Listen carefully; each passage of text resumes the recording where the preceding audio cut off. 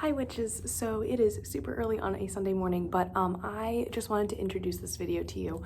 Basically, I designed a deity worksheet page for my Book of Shadows, and I'm going to show you how I did that in Photoshop.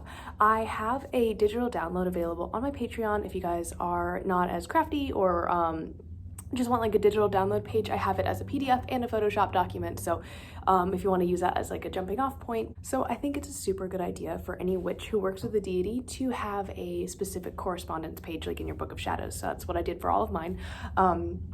It's going to end up being 4 pages. So for mine, I just kind of wrote down, you know, the basic correspondences. So like food offerings, crystals, herbs, and then any symbols, any colors, just stuff that like relates to my deities. I had a picture of them, I had a title, and I made like a short little blurb. This is like where you could maybe put in some history or just some personal notes if you're not like wanting to do exactly what I did, which is totally fine.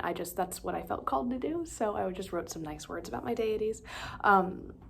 So yeah, I'm going to show you what I did. And again, this is available for download on Patreon if you would like. It is linked down in the comments. And yeah, I'll see you guys tomorrow. Bye.